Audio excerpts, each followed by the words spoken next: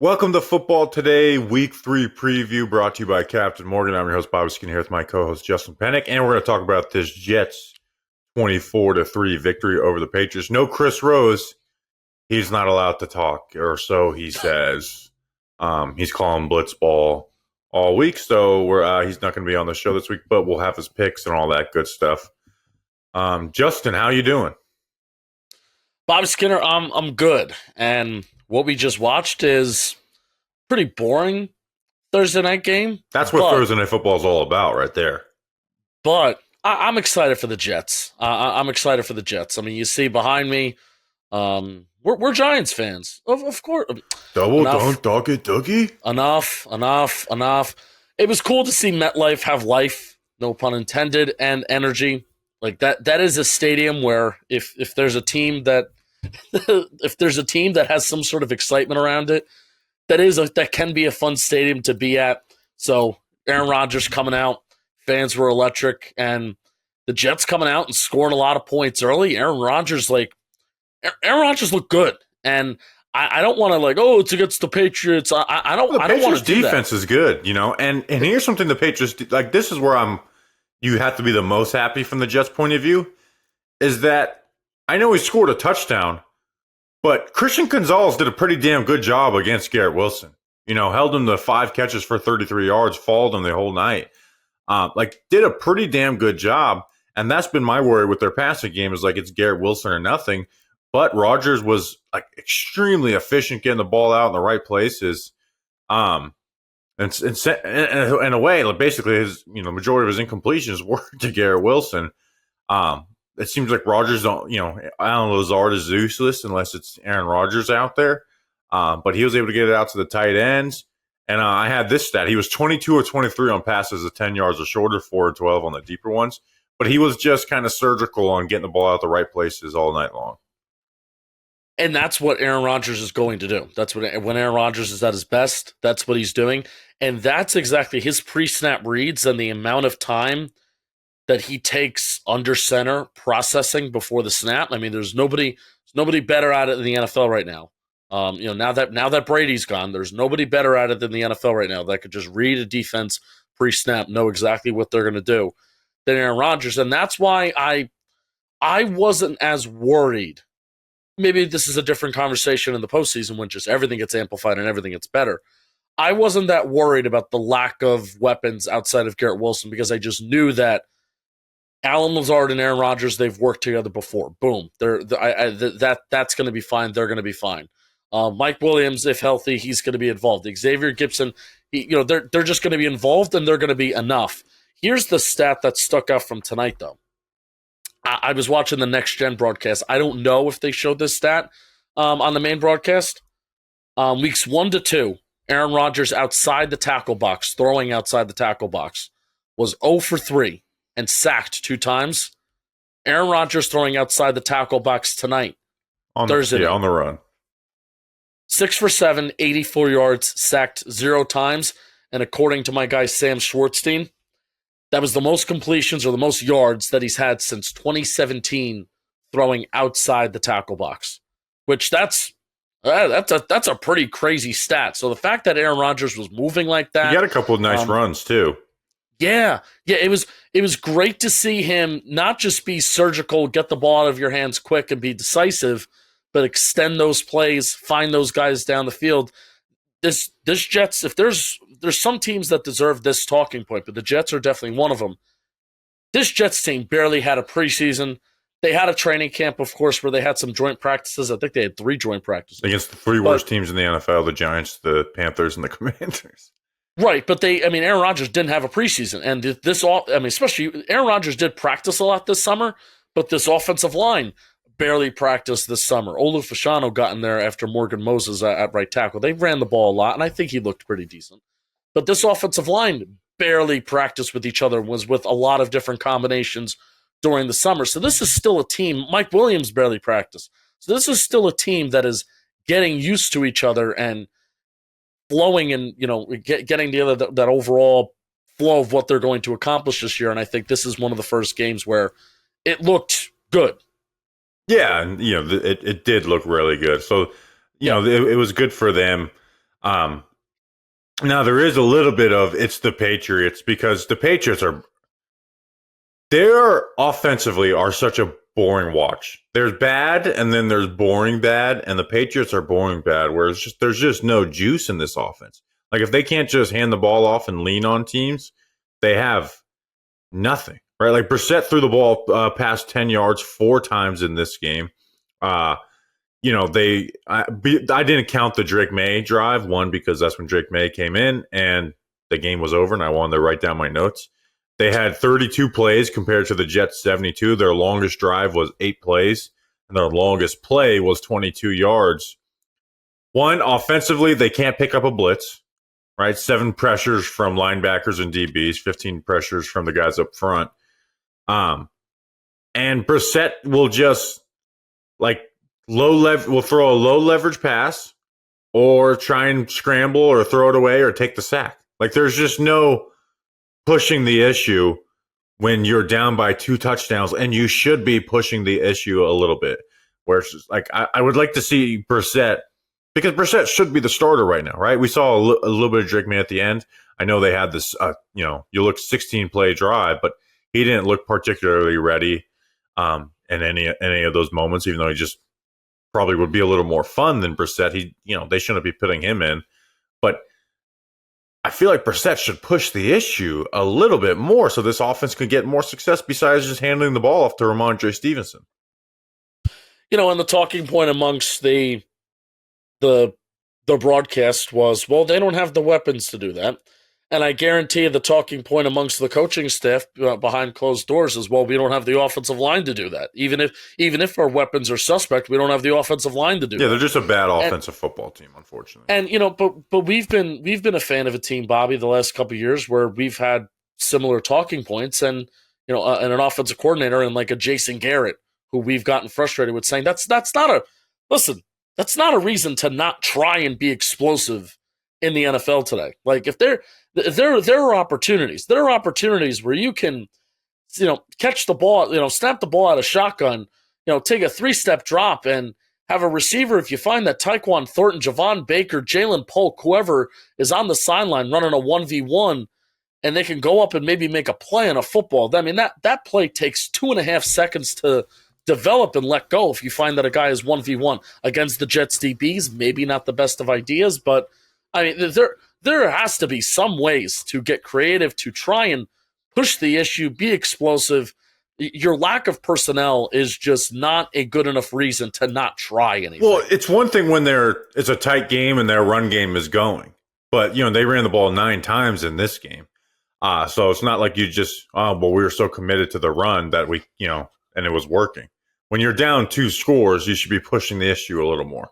I'm not saying the Patriots need to be out here wheeling and dealing. That's just not who they're going to be offensively. Right. Because their offensive line issues are very real. They can't pick up a blitz, and the guys just, lose one-on-one. It was a very funny moment when Caden Wallace, who is not that good anyway, is like, yeah, he's never played left tackle, starting at left tackle for them tonight. So they're just very bad up front. But Brissett won't take any chances. Was he pressured a lot? But basically every pressure turned into a sack. He had a 41% pressure to sack rate. That's astronomically high. That means I'm not taking a single chance with this football. I'm not going to be the guy that's going to throw an interception on national TV. So they're just boring. They'll win some games because their defense isn't bad. It's pretty good. It's not best in the world, but it's pretty good. And they can run the ball on some teams. So maybe they'll get a couple more wins throughout the year. But I think seeing them on national TV and not just looking at a box score and seeing they beat the Bengals, you do see okay, this is why people weren't high on the Patriots at all coming into the year. Right. But on the flip side of the Patriots taking a lot of sacks and not taking any chances is this is where I'm not going to take the full victory lap, but I'm simply saying the test has been passed. Because there was a worry. I mean, I think, Bobby, did you pick the Patriots to cover? I picked the Patriots to cover, right? Yeah. So we were wrong. But part of the thought process of picking the Patriots to cover is that, you know what? They're going to move the ball because they're going to run the ball. And they did run the ball well, but what the Jets did is that they forced those negative plays. Whenever they did drop back to pass, they instantly regretted it because you had Quincy Williams, you had a lot of pressure coming from the secondary. Quincy Williams had an unbelievable game. He played like his hair was on fire. And Will McDonald, too. I know it's bad tackle play there, but he was lined up on the right tackle. Will McDonald had a phenomenal game. He was lined up on Onwenu, so I don't even want to just say it was bad tackle play because I like an Onwenu, right? He's running stunts, and it's reminding me of, hey, Nick Bo. I'm not comparing, but Robert Saleh, San Francisco, same kind of thought process of Nick Bosa in 2022, where he gets all those sacks, makes his money off of running those stunts, being fast and being strong, and we're seeing a faster and, more importantly, a stronger Will McDonald this year, and especially the last 2 weeks. He played like his hair was on fire too. Yeah, so 5 sacks in the last 2 games. Huge. I mean, with Jermaine Johnson going down, I'm driving home from the warehouse today, thinking about how this game is going to go, and I'm thinking, well, Jermaine Johnson tearing his Achilles could mean that this Jets defense goes from being a top 3, top 4, especially from the pass rush department, to top 12. Still above average, but top 12. But if Will McDonald can kind of lead a charge and be the first round pick and have that expectations and carry that load, that's huge for this Jets defense. I don't know how much he could sustain it, but they got to show it against the better offense. The test has been passed this week. Yeah, this week. They do have to show it. I mean, the Titans and the Patriots are as bad as 2 offensive lines can get, at least pass blocking wise. Yeah, pass blocking. Yeah. So they do have to show it against better teams, but it's good for Will McDonald to go and make those plays. All right, Justin, why don't you talk to us about something before we give you the most non-in-depth Week 3 preview out there? It's pretty in-depth. Oh, before we... At least for a handful of games. It's pretty... We went in depth with the games that we wanted to talk about. And then we looked at the time, and it's like, oh my God, well, Thursday Night Football is actually starting, so I needed to get home. This episode and this show is it's brought to you by Captain Morgan, baby. Captain Morgan. Did you know that they're the official Spice Rum sponsor of the NFL? I did know that. You should have known. Bobby Skinner knows. You should know it too. And this NFL season, you need the right players in the game, and sometimes you got to spice some things up. Same goes for your drinks. When it gets bland, try Captain Morgan Original Spice Rum. Delicious, crisp, perfect game day with friends. Spice it up. I'm going to give you an update on the Captain Morgan Playmakers Fantasy Football League. Last week, I had a matchup with Lorenzo Demalia from We Got Ice. You know We Got Ice, also known for Piss Boy Media with Bobby Skinner. Mm-hmm. And Zoe took a lot of pride in taking me down, man. He scored like some 160 points. I scored like 150 points. It was the highest scoring matchup out of our league last week. Zoe took a lot of pride that he took me down. Him and Dalton are the only 2-0 teams left. Those 2-0 teams are the 2 highest scoring teams in the league. I am 1-1. I am the 3rd highest scoring team in the league. I'm taking on San Diego's football team, led by Ryan Cohen this week. I made a change in my lineup. I benched Terry McLaurin. I am starting Calvin Ridley. I mean, listen to this. Josh Allen, James Cook, David Montgomery, Tyreek Hill, Chris Olave, Mike Gesicki, Malik Neighbors, and Calvin Ridley. Steelers defense? Hell yeah. Almost as good as the Chargers defense. That's my lineup. I love it. That's Captain Morgan. Visit CaptainMorgan.com to find Captain near you. We'll keep you updated on the Captain Morgan Playmakers League. Please drink responsibly. Captain Morgan Original Spice Rum, 35% alcohol by volume. Captain Morgan Run Company in New York, New York. Bobby Skinner, you'll be glad you did. And here's me talking about why I'm really excited for some of these Week 3 games. Week 3. I love these games, man. I'm really excited to break some of these down. Excited to hear, Bob, excited to hear Bobby's thoughts on them. I know you've been spending a little chunk of the day prepping for them too. What's exciting about these Week 3 matchups is they're not just going to be good games, but the teams that are playing each other, like, I feel like they can get a lot out of each other. There's going to be hopefully questions that are answered about, like, the Ravens and the Cowboys, or the Ravens going to fall to 0-3. The Falcons and the Chiefs, the Falcons against that really tough Steve Spagnuolo pass defense. How legit is the Falcons defense? The Cardinals and dude, there's just so many enticing matchups this week. And I'm really excited to break it down and excited to even watch it all happen on Sunday. Yeah, so my thing is I'm excited for the unexpected 2-0 teams. The Saints at 2-0, they're a team that I'm excited for. I can hear myself in my ears. The Chargers, Steelers, they're I guess unexpected 2-0 teams. The Steelers maybe not so much. Them facing each other, and then the Vikings playing the Houston Texans, right? They already beat the 49ers, so I think we know the Vikings are at least above average and for real, but the Texans are viewed as a Super Bowl contender just as much as the 49ers almost. So I'm excited to see all of those. So no Rose this week. So he doesn't get to brag about being first in our pick standings. He's 17-13 after a 9-6 week. Justin, you are second at 15-15, a straight 500 after an 8-7 week, and myself after a bad week. I'm lucky I had not lucky. I'm blessed that I had a good week 1 because I had a bad week 2 and 4-11. I'm 14-16, so I got to bounce back this week. Justin, first game we're going to talk about Baltimore Ravens at Dallas Cowboys.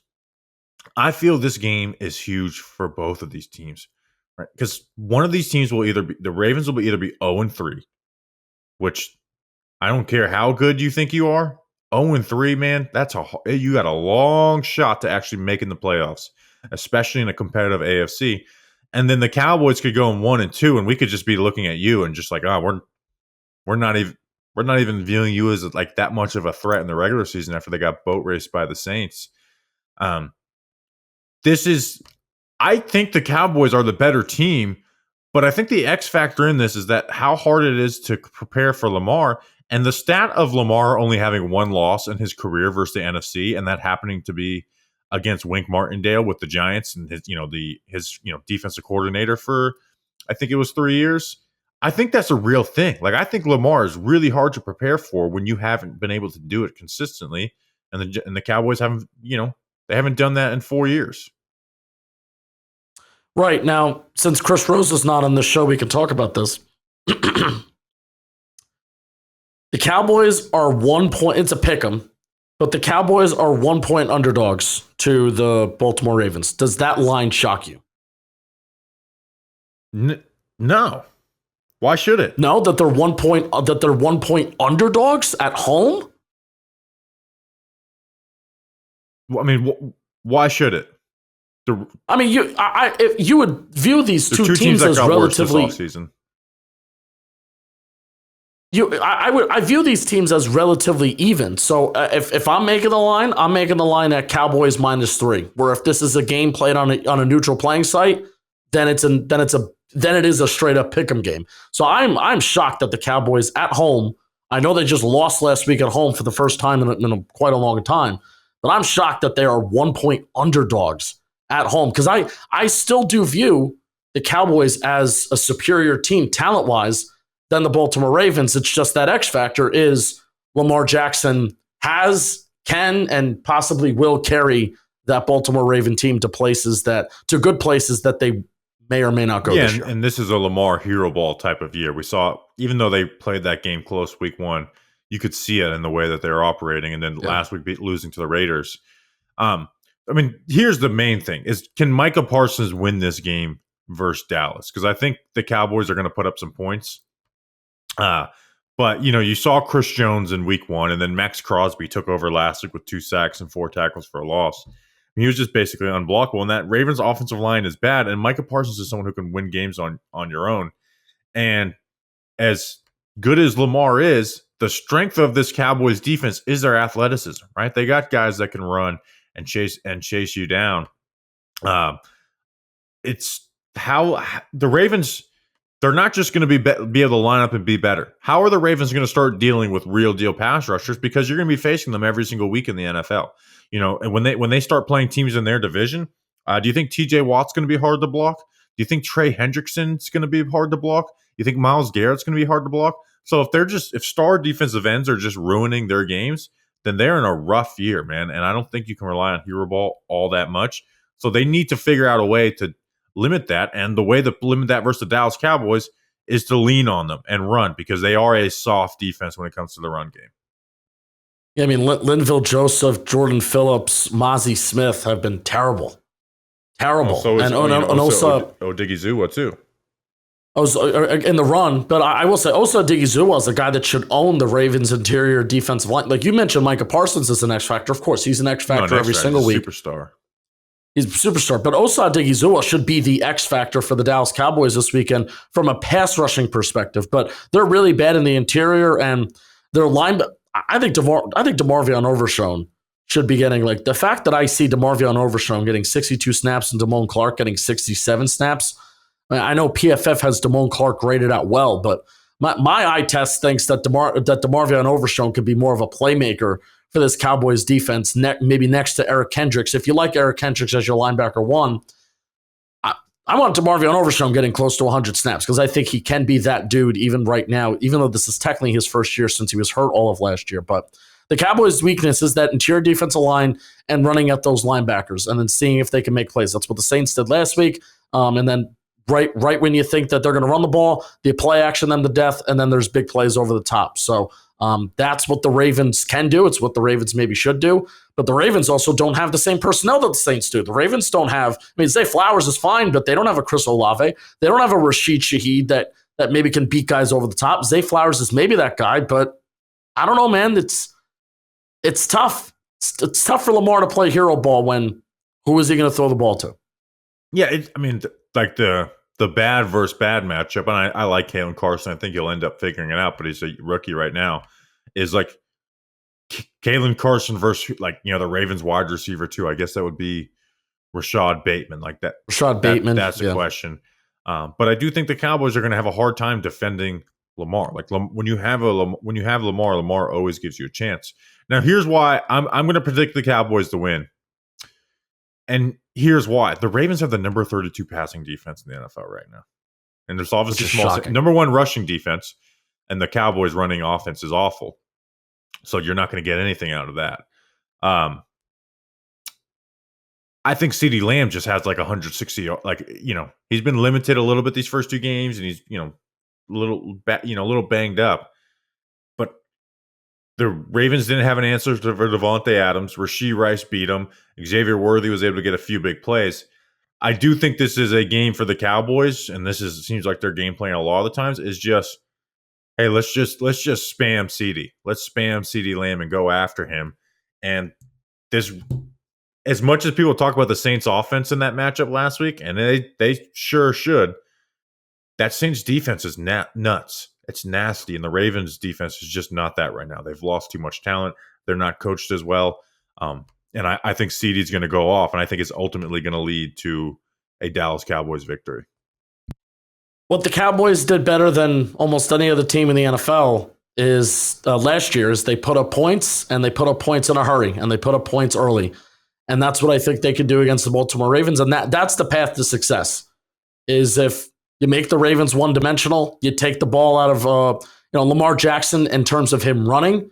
If you take the ball out of his hands that way, and especially if you take the ball out of Derrick Henry's hands, and they can't, run the damn ball and try and play a little bit of time of possession, that's where I feel like the Cowboys are going to win this game, and I feel like they can win the game doing that. Jake Ferguson also returned to practice on Wednesday and Thursday too. He had his knee wrapped, but getting Fergie back for that Cowboys offense, another answer for Dak Prescott besides CeeDee Lamb, that's huge for them. Yeah, so I think it comes down to the two best players on each side, and that for the Cowboys offense and Ravens defense is CeeDee Lamb, not including quarterbacks, and then on the flip side, that's Micah Parsons. And I think both those guys have, take over games, and the Cowboys end up winning this. But I do think Lamar's going to be able to keep it close and play some hero ball. But I just think the Cowboys end up putting 30-plus points on them. The Ravens aren't able to boat race like that. So I got Cowboys winning. Who do you got? I have Cowboys winning, and Chris Rose also has the Cowboys over the Ravens. Uh-oh. All right, next game. We got the Philadelphia Eagles at the New Orleans Saints. This is the game I'm most excited for. I know Chargers Steelers is, gets me a little jazzed up, but this is the game I'm ready to go for. The Saints defense is so as much as everyone wants to talk about Clint Kubiak, and so do I, right? How they're running the ball so well. They've transformed that offensive line. They're zone blocking. They are running, over 50% play action. They're getting like 15 yards per attempt out there. Like every Derek Carr throw is extremely successful. their defense is really the motor behind that team. They're number 2 in EPA per play, number 2 in rush EPA, number 3 in passing EPA.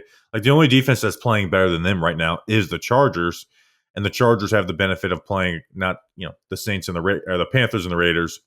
The Saints have played the Panthers and the Cowboys, and then when you factor in that AJ Brown's not going to be out there for the Eagles, like the passing game is going to be Devontae Smith or bust versus a Saints defense that has DBs all over the field. I know Lattimore and Mathieu's, been limited in practice, but the Saints just throw so much at you, and they're not going to let the Eagles just lean on them and run the ball either, right? And I even go back and look at, 2 years ago when the Eagles offense was humming at its best, and then Gardner Minshew came in for 2 games and did really well versus Dallas.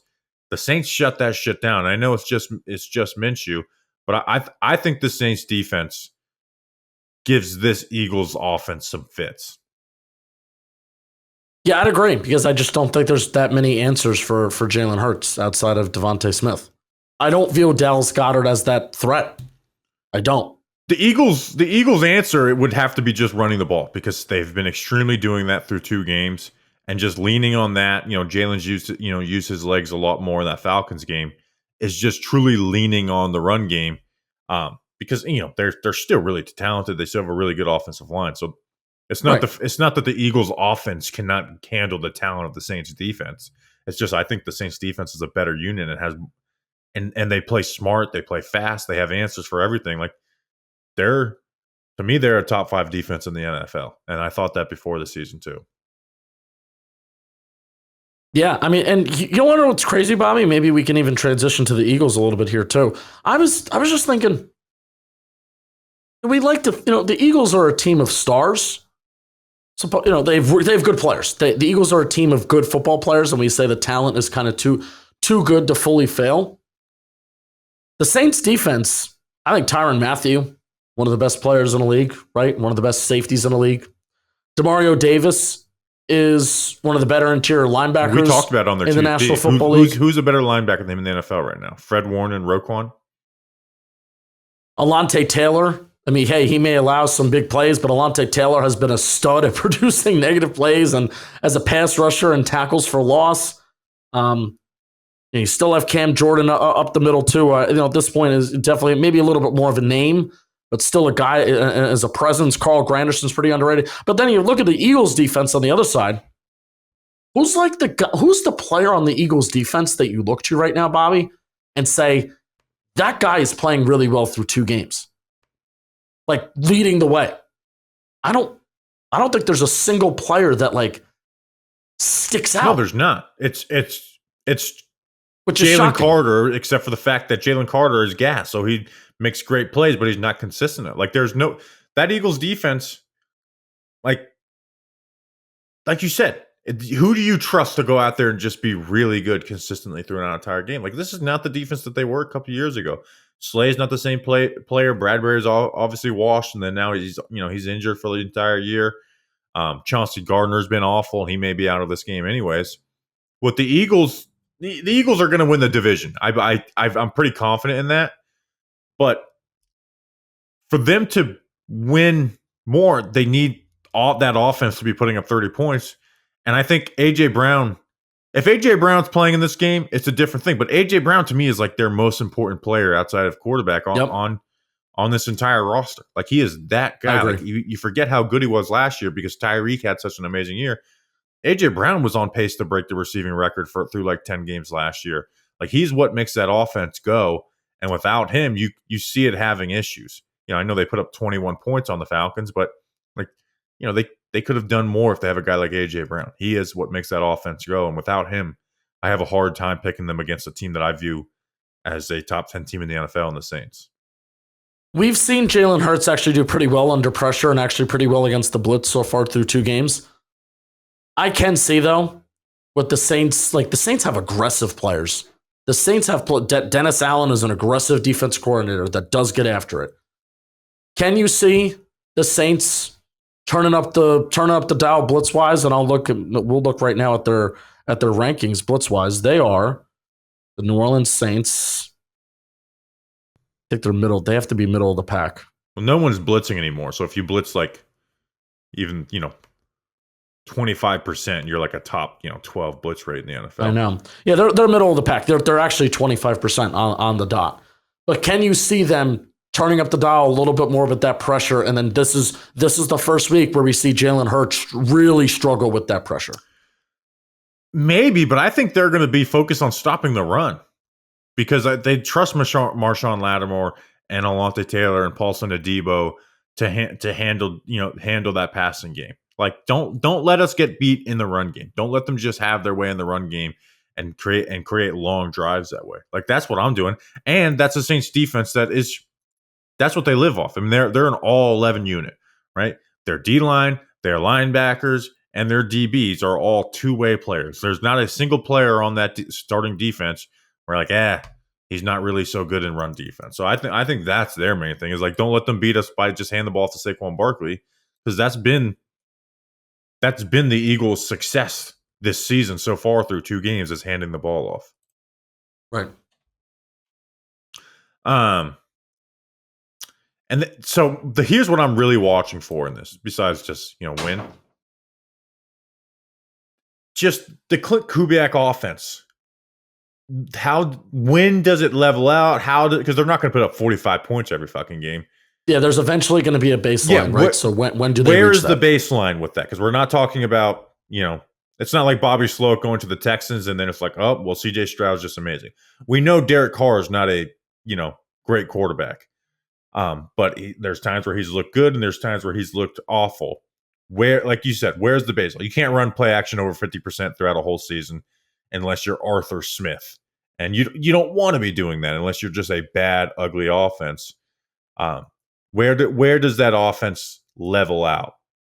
Because I think that Fangio Eagles defense is probably going to end up middle of the pack or so this year.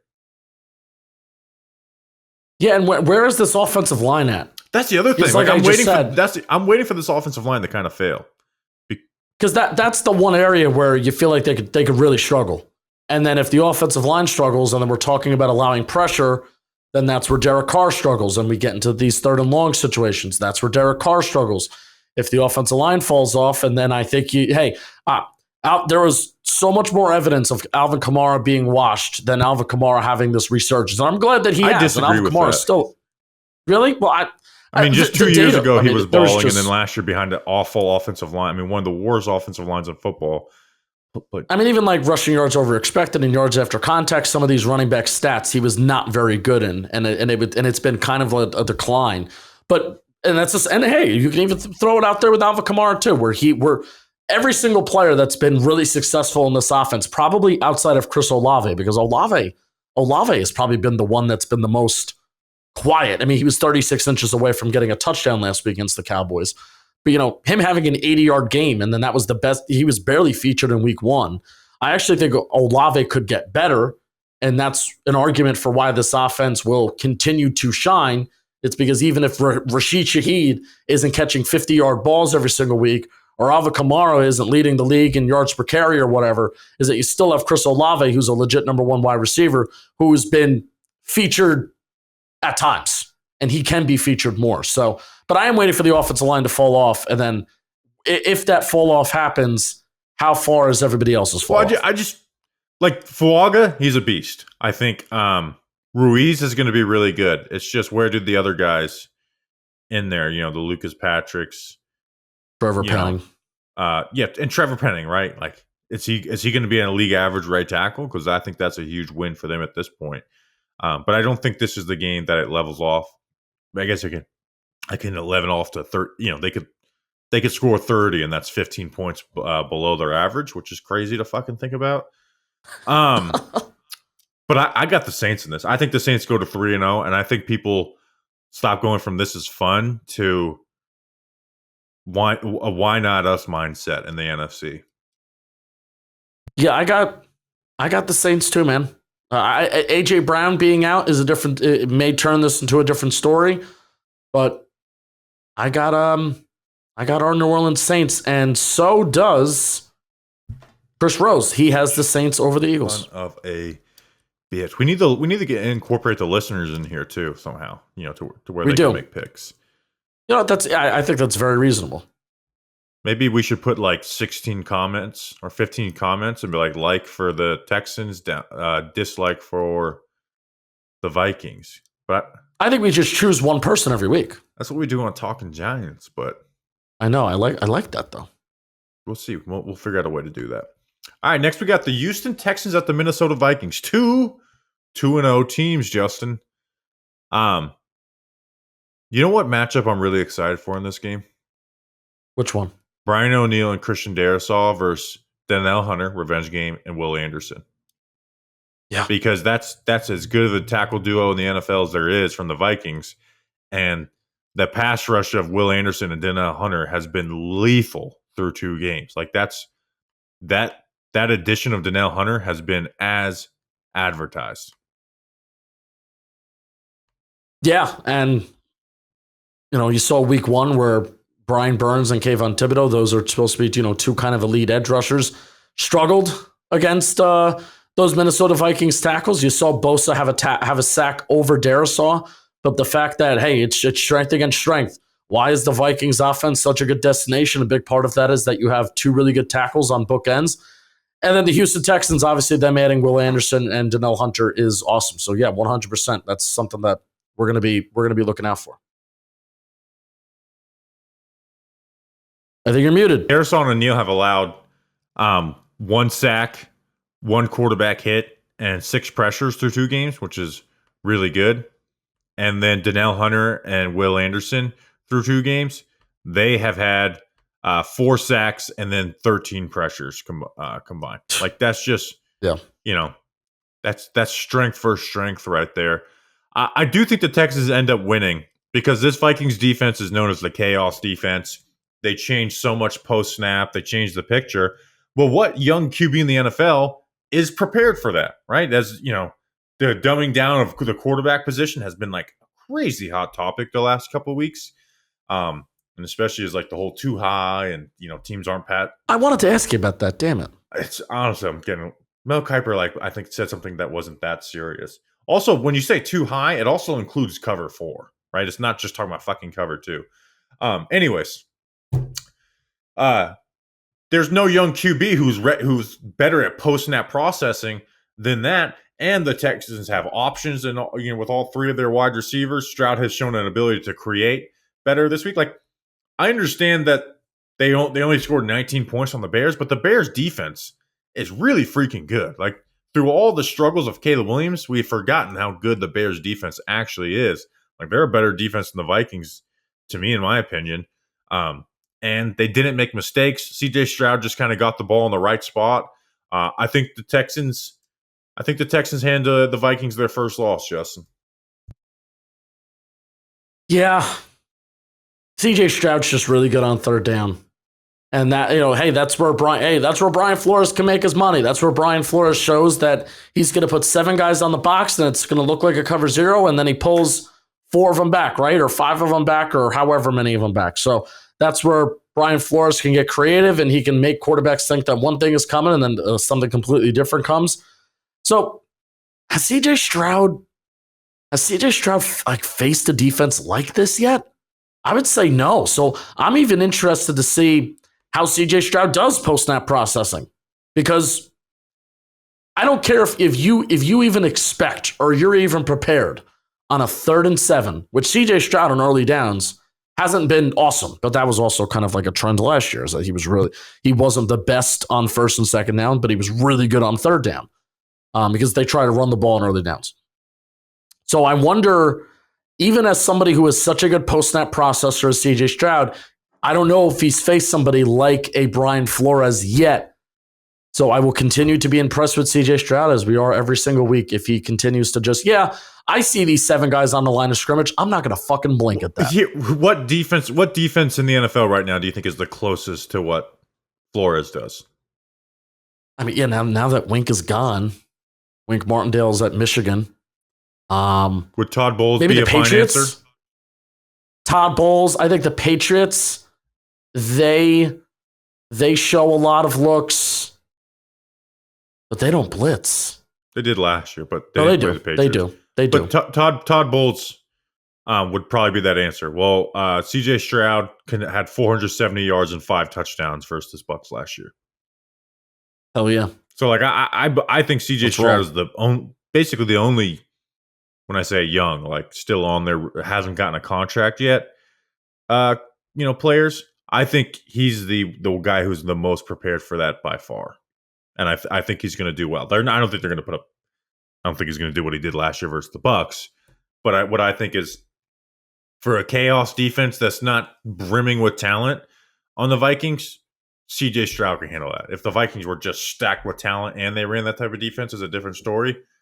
I think C.J. Stroud's going to be fine. He's got, 4 different receivers when you include Schultz. Breaks my heart that Brevin Jordan tore his ACL. I think C.J. Stroud's going to be able to handle that quite well. And I think the Texans, we'll talk about the other side of the football too. I think the Texans are well equipped there too. They're only 2-point favorites, so this is a Vikings home game. I picked the Vikings to cover on Talking Giants. So you're going with the Texans. I'm going with the Texans. Rose is also going with the Texans. I mean, we've all been the same. What do you think about the Vikings offense versus the Texans defense? Because the Vikings have been able to run the ball through 2 weeks. The Texans are not going to let that shit happen. And if they do, then the Vikings offense is just that real deal. I think they're going to be fine. I believe in O'Connell that much. Jefferson, injury aside, if he's going to play, I think they're going to be fine. But are they going to be as good as Houston Texans? That's the question.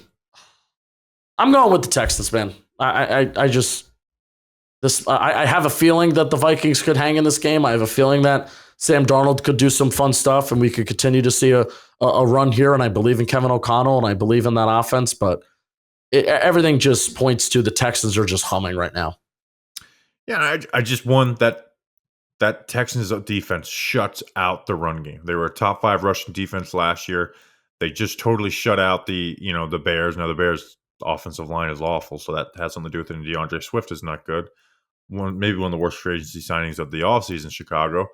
But I think they're going to at least slow that run game down, and they're not going to hopefully not let up those explosives. A 97-yard touchdown to Justin Jefferson. We'll see how that matchup with Stingley goes. Former teammates at LSU. But Darnold still does get turnover the ball. Right, he's had 2 interceptions in 2 games. I think he's had an interception in every game he's played over the last 2-3 years, or at least averages 1 per game. So he does still put the ball in harm's way a little bit. So I think they'll be fine there. And then Stroud showed a good ability to create versus Chicago, but he's like Purdy found success versus the Vikings last week by creating and moving outside the pocket. The issue is Purdy just took a lot of sacks that he shouldn't have. Stroud will be able to find. I think he's able to strike that balance. Like, all right, get the ball, get rid of it here, check it down, and create when it's there to be had. So I think the Texans win this game and rain on the Vikings parade a little bit. All right. We all agree. We got to stop agreeing. All right, we got Chargers at Steelers. This is the game I'm secondly most interested in. I have a lot of games I'm interested in. I'm going to stop saying I'm interested, especially the top 5. We pick them as the top 5 for a reason. The number 1 and number 2 defensive scoring teams in the NFL, Justin. I hope you didn't see my tweet because I'm going to ask you a trivia question. If you combine the points that they allowed, and that means you got to remove them, so they're not included in the rankings, where would they be ranked in defensive scoring? If you combine the points allowed of the Chargers defense and the Steelers defense, where would they be? I mean, I'll say 7th. They would be 2nd after the Minnesota Vikings. Oh. These defenses are real freaking deal. Now, you may say the Chargers aren't, but I think you'll be impressed with them this week. They're both number 1 and number 2 on third down. I think this is the game where people start taking the Chargers a little serious. They beat the Raiders in week 1, even though the Raiders beat the Ravens. I don't think people take the Raiders serious. The Panthers obviously are trash, right? I'm not going to brag about a win over the Panthers, but they did whip their ass, like just totally destroyed them. here's what I think the difference is. The Chargers defense has been really good. The Steelers defense has been really good. Both have been great. Mm-hmm.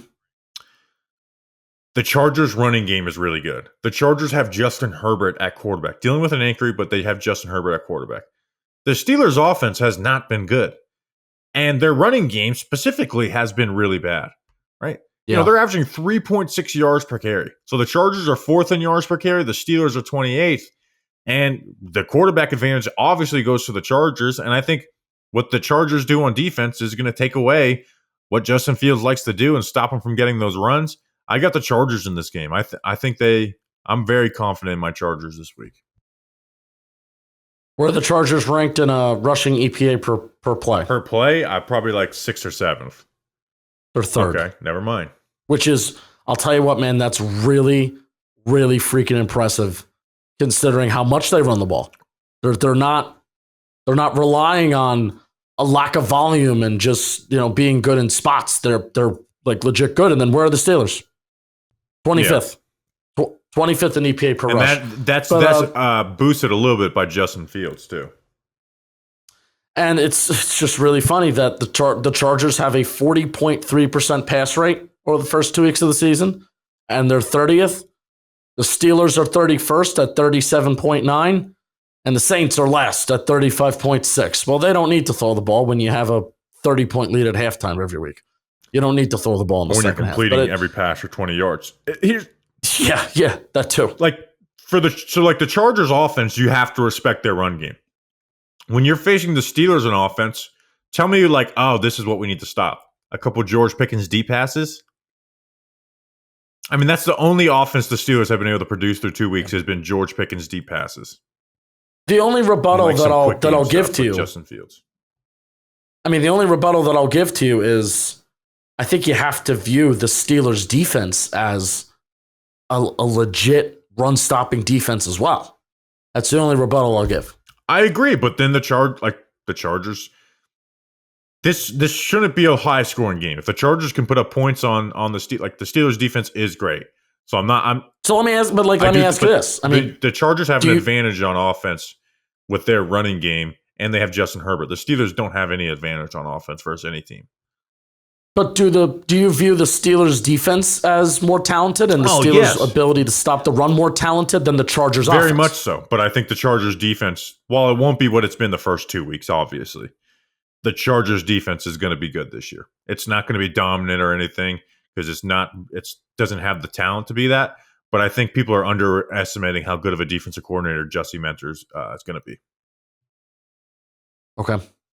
And so when you put Jesse Minter up against us, listen, the Chargers were facing this talented offense, I'd probably be like, you know what, this is the game the Chargers lose.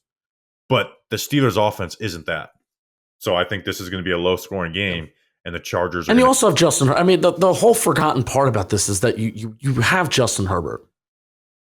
Yeah. That the thing that was the only thing good about the Chargers for a few years is the forgotten. Now he's dealing with a sprained ankle.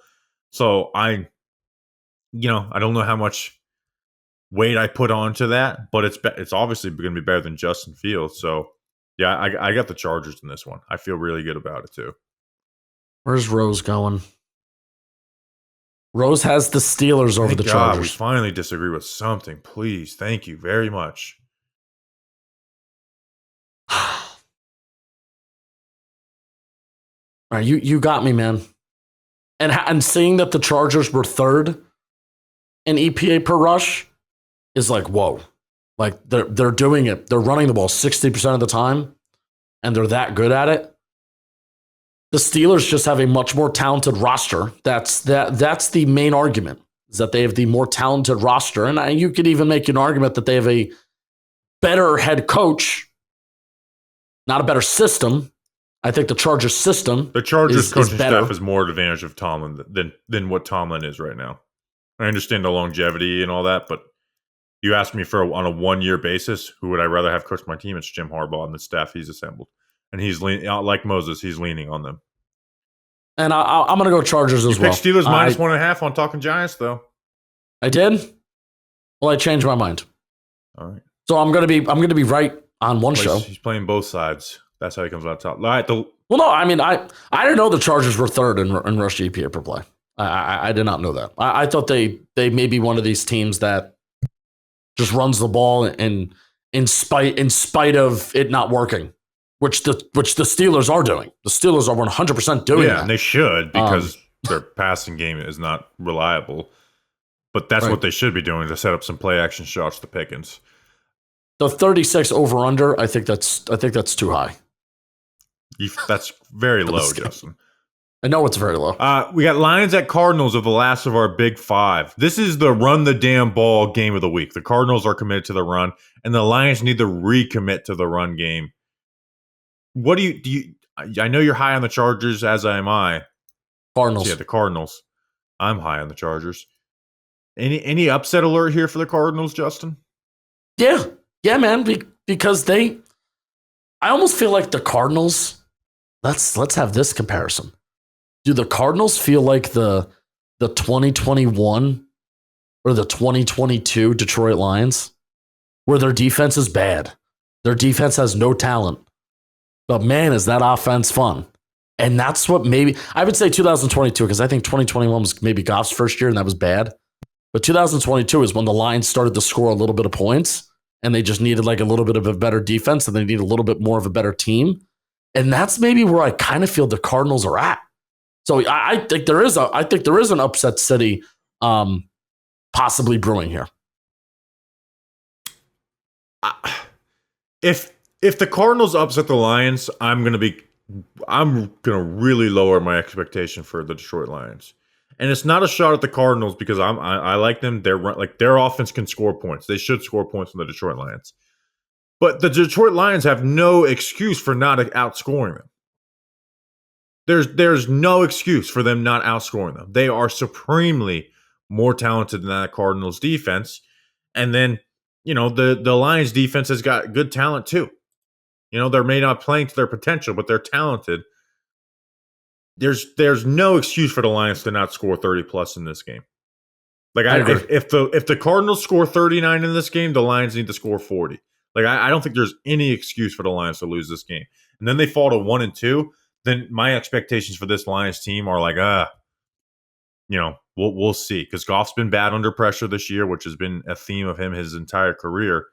I really start to worry about them, because they should be able to score at will against this Arizona team.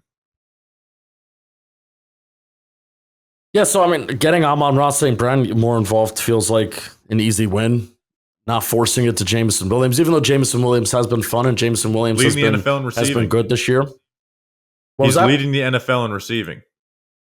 Yeah, and that just makes you wonder, all right, well, Amon-Ra St. Brown should still be the focal point of this offense, of this passing offense. And he is. He's got, 5 more targets than Jameson Williams. And now I think that was a little bit more of a week one thing, where, Amon-Ra got 18 targets last week and, 120 yards. So I do think the week one was a little blip, but I don't think there should be any confusion between the two of who the strength of this offense is.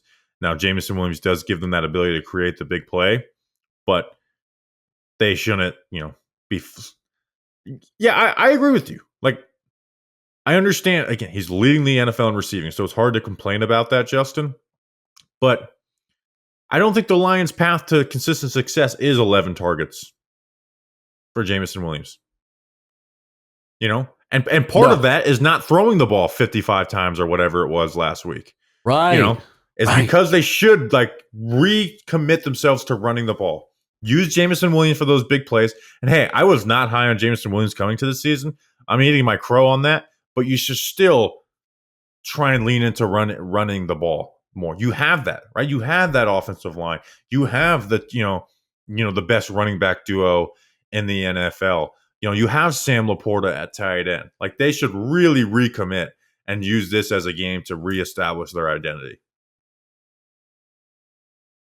Amon-Ra's catch rate over the last 3 years, 75%, 72.6%, and 72.6%. It's down to 56%. All right, it's only 2 games. But that's a guy that he's going to help you stay on schedule, and then he's going to catch the ball on third down, and he's going to help you move the chains. you can't complain about Jameson Williams leading the league receiving. Like the Lions fans saw this coming, and congratulations. Like Jameson Williams being this big play threat is awesome, but also him having a 45% catch rate week 1 and 55.6% catch rate week 2. That can't be. It shouldn't be for how we've identified with the Detroit Lions to be like the number one source of receiving, because this is an offense that does a great job at avoiding third down or getting those 3rd and 4s, getting those 3rd and shorts. And when your leading receiver has like almost a 50% catch rate, you're running a lot of plays. You're running 80 plays against the Tampa Bay Buccaneers, and that's not this Detroit Lions. That shouldn't be their identity. Jared Goff shouldn't have 40, 50 passing attempts every single game. And I know that, again, early sample size, but run the damn ball again. Use your offensive line. Kick ass, because that's what you can do. That's when they're at their best. Do exactly what the Arizona Cardinals are doing in offense. That's what you guys should be doing. And I agree. Jameson should be third in targets. It should be Amon-Ra, Sam Laporta, and then Jameson looking, hunting for big plays. Yeah. Which, hey, dude, he's averaging 20 yards per catch. That's awesome. Yeah, and he should stay at that average, but he shouldn't be getting 10 plus targets per game. Right. But on the Cardinals, on the flip side of the Cardinals too, they're committing themselves to the run game. They're doing what we kind of think the Lions should do. They're committing themselves to the run game, and then what does that lead Kyler Murray on third down? If you look at quarterbacks on third down, and their CPOE and EPA per play, and you look at that composite, it's Kyler Murray number 1. There's a gap, a pretty big gap, and then there's everybody else. Kyler has been awesome on third down. There's 2. We talked about this on the power ranking show. There's 2 pairs of teammates. Only pair of teammates in the top 10 of the amount of runs of over 15 plus yards, 15 plus miles per hour this year. Kyler Murray and James Conner. So they're running the ball pretty well. Not overly efficient, but they're running it well. They're effective in it. And then Kyler's been really effective with his arm too, and getting Marvin Harrison Jr. involved week 2. Him having that breakout game, absolutely awesome. For the Lions, Marvin Harrison Jr. is a rookie. Michael Wilson's a solid guy. You have Trey McBride and then Greg Dortch in the slot. Their improved secondary needs to have a good game. Like I don't want to be coming on this. If you're Detroit, you should not be coming out of week 3 being like, well, it is better than last year. You should be like, okay, this is the advantage, is they won this matchup. Carlton Davis, Terrion Arnold, and then Meek Robertson with Brian Branch at safety. We should be the better unit. We should be a better secondary than they are a receiving unit. And that's not because the Cardinals are slouches, but it's just those investments should pay out. But at the end of the day, I do think the Lions win. I think they score a ton of points and they win this game. I forget what I said over on Talking Giants. I have the Cardinals. Let's go. And Chris Rose has the Lions over the Cardinals. All right. We're going to hit the next 5 games. Justin, we'll do a little quicker on that. Before that, why don't you talk to us about something? I'll talk to us about something, and I'll talk to you about Mountain Dew, baby. You know what we all need to get more of? Off our ass. I've been out of my chair and off my ass all day, umping blitzball games. And I'll tell you what, BB5, big sponsor of BB5, is Mountain Dew. And with every game, I'm getting a refreshing citrus kick of Mountain Dew. It's helping me get through these games. It's literally kicking me into gear, making me feel like I'm on an actual mountain when I'm making calls and I'm laying down the law and I'm throwing Trevor Plouffe out. It feels great. With both flavors and a refreshing citrus kick, Mountain Dew is going to get you off your ass feeling like you're on an actual mountain, a mountain where the weather is perfect, your friends are ready to hang, and a day of epic proportion to weights. I'll tell you what, the weather is not perfect in the warehouse. It's stuffy. It's muggy. But Mountain Dew, making me feel like I'm on an actual mountain, and I feel good. It cools me down. It's awesome. The mountain is calling. You should answer. Grab your friends, grab a nice cold Mountain Dew, wherever refreshing beverages are sold, and do the do. Will you do the do, please? And you'll be glad you did. You'll be glad you did. All right, next 5 games. We got Chiefs at Falcons. What are you watching for in this game, Justin?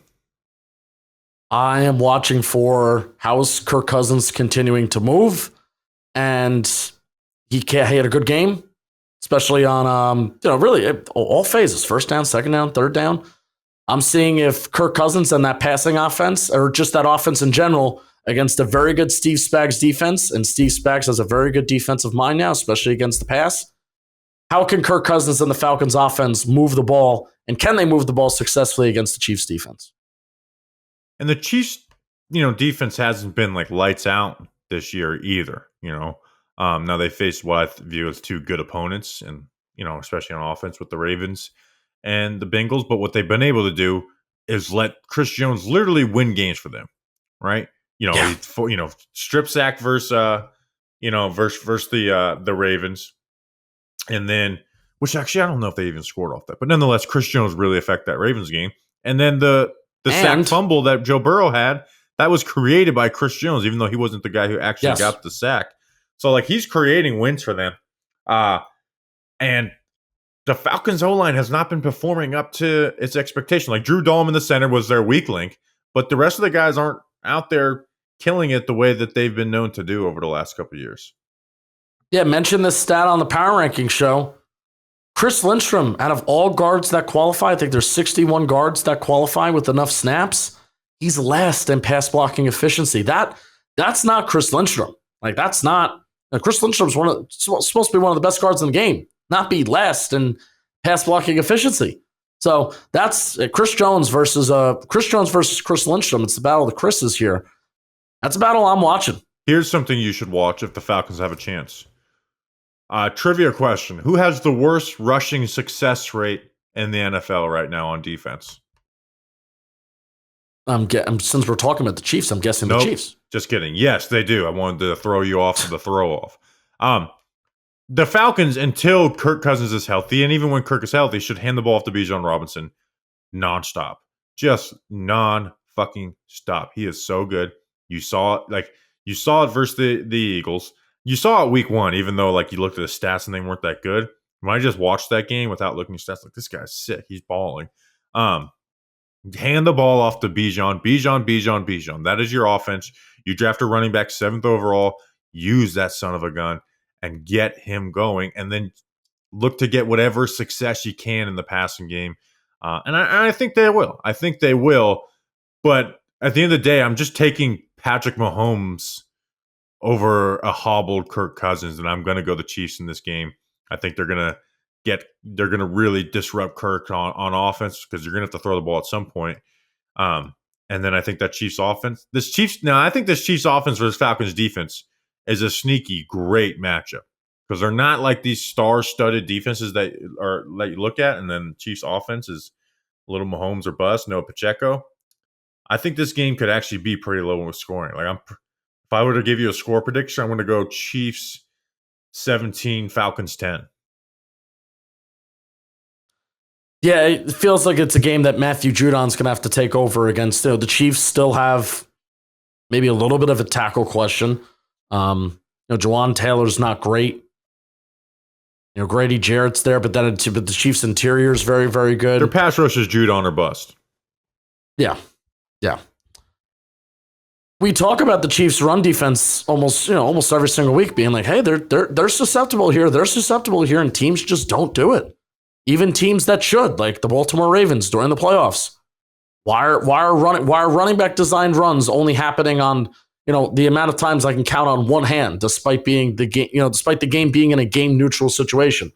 So we say it every week, man, that a team should run the ball against Kansas City Chiefs because they're begging you to. The numbers are good. The efficiency is there. Yet teams just don't do it.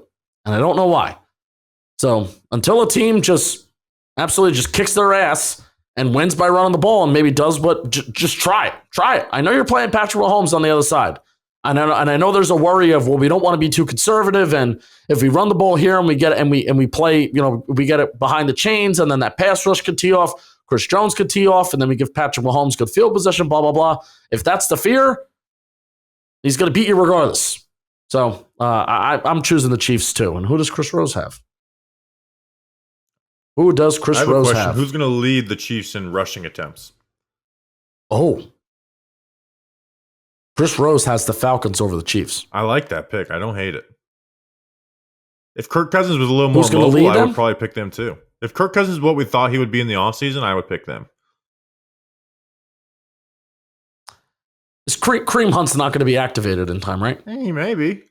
And I wouldn't say he would lead I don't know if he would lead them in carries just right away. They went to Carson Steele in the game last week. I'm still going to go P. Ryan. So I would go with Perine. So Samaje Perine, is that who they have? Yes. Yeah, so I would go with him. I'm gonna go with him too. All right, next we have Bears at Colts. I'm going Bears in this game. I think this is the game. This ends up being Caleb Williams' first good game. You guys heard me on the Monday show. I cannot stand the Indianapolis Colts. I'm so out on them. I think they do fall to 0-3. I think they should fire their defensive coordinator, Gus Bradley. I think what the Packers did to them was embarrassing. And I think the Bears defense is really good. Like, lost in all the Bears offensive issues is that their defense is really good. And now they're getting to face Anthony Richardson, who's been really bad and turns over the ball at an alarming rate. Jalen Johnson, Tyreek Stevenson. I think both of them get interceptions this week. How about that? Just like in week 1. How about that? Chris Rose has the Bears over the Colts as well. And here's the only negative thing. This is from Warren Sharp. Bobby, do you know what Gus Bradley, you know what defense he runs a lot, right? What defense does he run? Single high, cover 3. Cover 3. Colts use cover 3 at the number 1 highest rate in the NFL. Caleb Williams versus cover 3 so far. He's number 27 in EPA, number 28 in success, and number 31 in yards per attempt. But also at the same time, Caleb Williams has actually been quite efficient when he gets rid of the ball quickly, when he gets the ball out of his hands quickly in under 2.5 seconds, and when he's not facing pressure and when he's not facing the blitz. So that's why I found it to be pretty ironic that, like, cover 3, and if you're not getting pressured, that Caleb Williams struggles with that a lot. And this is only through 2 games. I think Caleb Williams is going to figure it out, though. I don't care what those numbers say with Warren Sharp. If he gets rid of the ball quick, if the Bears find an easy answers to stay on schedule and get on schedule, utilize DJ Moore more, I think the Bears are going to be fine. Even if they could even score like 17 points this game or 20 points this game, and I think the Bears defense will help just take care of business. Here's what the Bears need to do, because the Packers or the Colts have basically ran on 40 times per game through 2 weeks.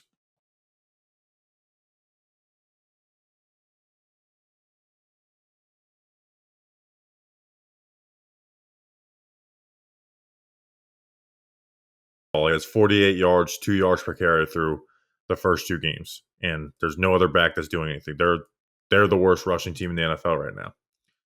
They need to run the damn ball. Like, and again, I'm not talking about like running it a lot. Like, I don't care if they run the ball only 15 to 18 times, but they need to be good when they do it. Because if you can't be good when you do it against this defense, then I think Shane Waldron really is on the hot seat, and so does Matt Eberflus with that too. And we're just like, all right, let's get somebody else in here. Like, this coaching staff just isn't it, no matter how good their defense is. So, but I do have the Bears winning. I have the Bears winning as well, and so does Chris Rose. And the Colts fall to 0-3, my dark horse number 1 pick.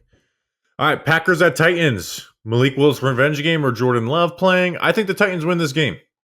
I for all the reasons I hate the Colts, I think the Titans are actually a very good defense, or at least a solid NFL defense, and they are not going to let Malik Willis and the Packers do what the Colts let do. I'm taking the Titans in this game.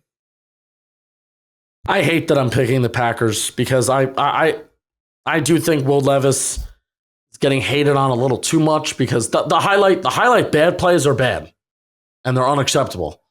And the coach is chewing them out, and it's like, dude, let's give him a shot. Let's give him a shot. But I just think the Packers are more well coached. I think the Titans are well coached too. But I think the Packers are just more well coached. I think they just have a better infrastructure right now. And if Will Levis makes those dumb mistakes, and if the Packers are not going to make those mistakes, then I think that could be the difference in this game. So I'm gonna go with Packers here. And who does Chris Rose have? Chris Rose has Green Bay over Tennessee. So Chris Rose and I agree. All right, we're going to go rapid fire through the last 8 games. Jags at Bills. Jags beat the Bills in London last year. Who do you got? This is Jacksonville and Buffalo we're doing? Jags at Bills. Buffalo. Chris Rose has Buffalo over Jacksonville. I also have the Buffalo Bills. Buffalo Bills are humming, man. They're running the damn ball. They're committing themselves to it. Josh Allen is, they're allowing him to be efficient kind of because of that too. I still want to see Josh Allen develop some answers in the passing game outside of going to Khalil Shakir. So that's a want. But give me the Buffalo Bills. I actually think this game's a lot tougher to call, but I'm very high on the Buffalo Bills, so I'm going to end up picking them anyways. And they're at home; they're not in London this go around. But the Jags, I think the Jags are better than what they've looked like the first 2 weeks. Offensively, I don't love what they're doing. I don't love the personnel, but Trevor Lawrence had some bad moments versus Cleveland, but I think Trevor Lawrence is fine. But I do pick the Bills in this one.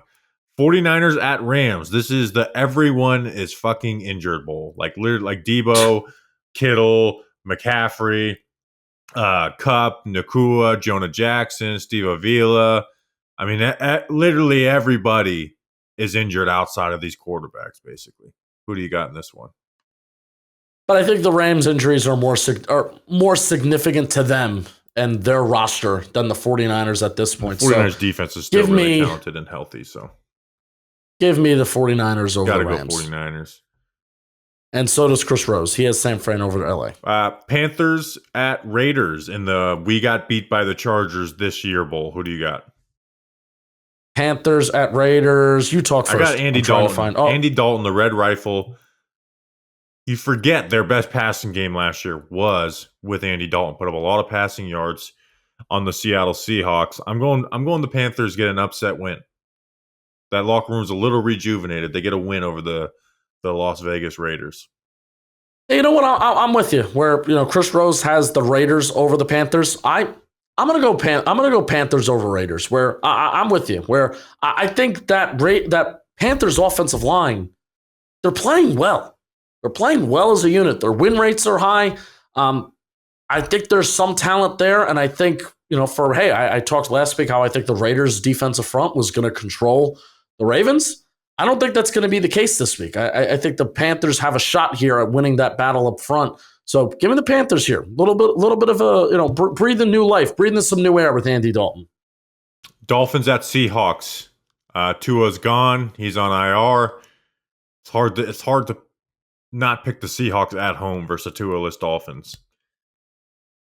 Yeah, I'm going Seattle, and so is Chris Rose. Commanders at Bengals. If the Bengals don't win this game, then I will put them in the 20s of our power rankings. Those motherfuckers. Bengals win. Bengals win. They not only need to win, they need to win big. This is like a classic BCS rankings. You have to impress Bobby and I for these power rankings to make us look good. And so I have the Bengals, and so does Chris Rose. Broncos at Bucs. If there was any upset alert, like trap game on the schedule, it is this. But I can't choose this type of chaos. I got the Bucs winning. I have the Bucs winning as well, and so does Chris Rose. Giants at Browns, final game. I have the Browns over the Giants, and so does Chris Rose. And so do So since Chris Rose isn't here, I propose that our bet on this game is 0.5% of each of our salaries. Okay. So the kicker, but me and you would be like splitting that 0.5%. So it'd be 0.25% for each of us. So it's like, Bobby, why are you going to bet that? Because the Giants are favored. But here's the thing: is Rose probably no, the Giants are not favored. I mean the opposite. The Giants aren't favored, and I think it's like a 6.5 point spread. Yes, it is. But Chris Rose probably makes a lot more money, so there's like a lot more to win from that. So let us know, chat, if Chris Rose should agree to that, and then I will be rooting for the Giants to win more so than any game that wasn't in the playoffs. How much do you think 0.5% of Chris Rose's salary is? And this is including NFL. This is including everything that he does. Oh, this is including everything. Not just John Boy. Oh, I didn't know that. Do you think he brings in $1 million? I don't know. I'm sure he would love to answer that question next time we talk to him. I am curious. He should just tell us. Normalize telling each other people your salaries. Oh, Chris Rose comes from the generation where that is the exact opposite of what I know. they do. I come from that generation too, but I'm trying to be with the hip kids. That's be with anyways. the hip kids. All right, that's an episode of Football Today. We'll be back on Monday with a recap. I think Chris Rose will be there with us. I think so, and I hope better so. Be. Or I'm taking 1% of his fucking salary. We'll see you then. Until then, that is Football Today.